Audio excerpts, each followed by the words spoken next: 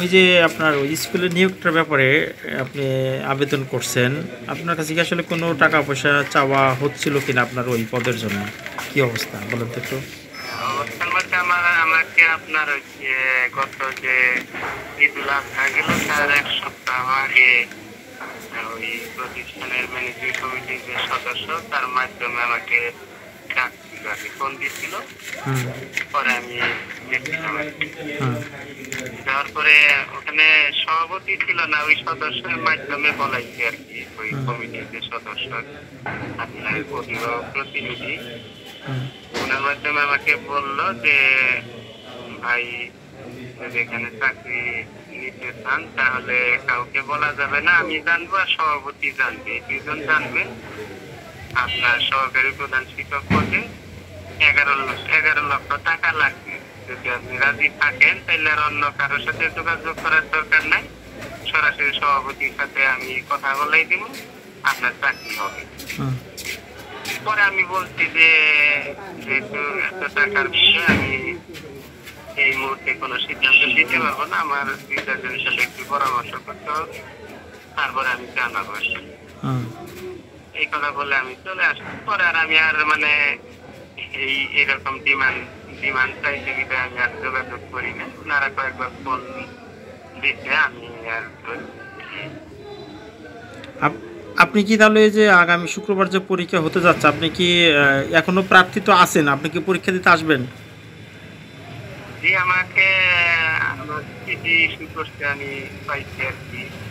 তবে যেহেতু পরীক্ষা দেওয়া এখানে মানে প্রয়োজন আমি মনে করি না, আসলে যাকে নিবে তাকে তো আগে সিলেক্ট করে নিচ্ছে, আমি পরীক্ষা দিতে যাবো না এরকম চিন্তা ভাবনা করছি। আসলে আপনার শিক্ষকরা যে এইভাবে টাকা পয়সা দিয়ে ঢুকছেন, আসলে আপনি একটা শিক্ষক হিসাবে এই বিষয়টাকে আপনি কিভাবে দেখছেন?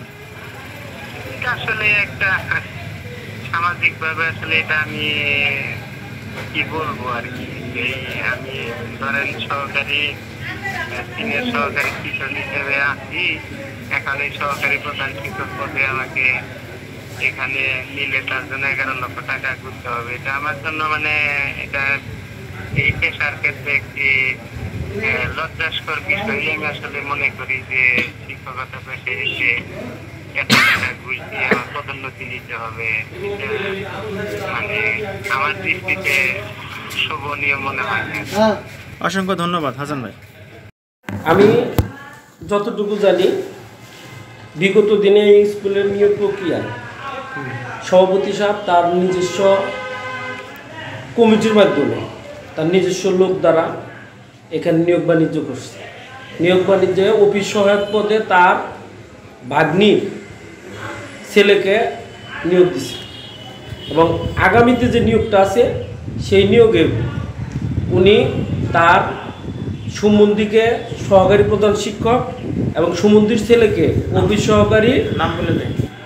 তার সুমন্দি মাহবুব আলম দীপু তাকে সহকারী প্রধান শিক্ষক হিসাবে এবং বাঘিনা সুমন্দির ছেলে শাওনকে অফিস সহকারী হিসাবে নিয়োগ দেওয়ার জন্য এই নিয়োগ প্রক্রিয়া অনুষ্ঠিত করতে যাচ্ছি।